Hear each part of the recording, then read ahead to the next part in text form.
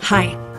To start with the recipe, first, bring a pot of salted water to a boil and add 8 ounces of spaghetti. Cook it until it's al dente, which usually takes about 8 to 10 minutes. You'll know it's ready when the pasta is firm to the bite, but not hard. Remember to reserve 1/4 cup of the pasta water before draining. This step is crucial because the reserved water will help create a creamy sauce later.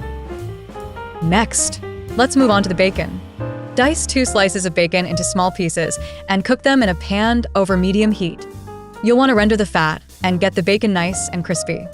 This should take about 5 to 7 minutes. You'll know it's done when the bacon is golden and crispy, and you can hear a satisfying sizzle in the pan. Be careful not to burn it, as that can make the bacon taste bitter. By the way, since many of you ask about this non-stick frying pan that I use, after trying several, I found one that really makes a difference. I'll leave a link in the video description in case you're interested. Now, in a separate bowl, whisk together 2 large eggs, 4 tablespoons of grated Parmesan cheese, and a generous amount of black pepper. The mixture should become gooey and well combined. This is the base of your carbonara sauce, and it's important to mix it well to ensure a smooth texture. A common mistake is not whisking enough, so make sure there are no lumps.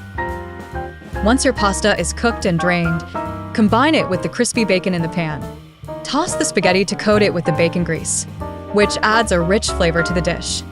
This step is important because the grease helps the sauce adhere to the pasta. Make sure every strand of spaghetti is glistening with the bacon fat.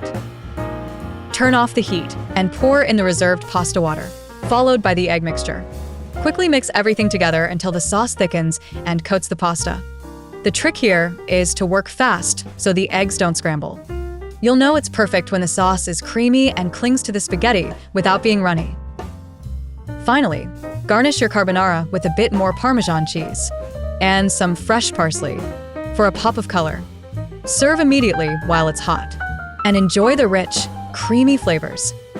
This small detail makes the difference, as the freshness of the parsley adds a nice contrast to the richness of the dish. And that's how you make this delicious recipe. If you enjoyed it, don't forget to subscribe to the channel for more recipes like this one. bye.